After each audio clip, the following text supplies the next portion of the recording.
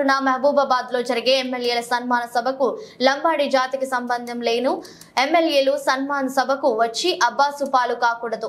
జాతి పేరు చెప్పుకొని సొంత ప్రయోజనాలకు పాల్పడే వ్యక్తులను నమ్మకండి.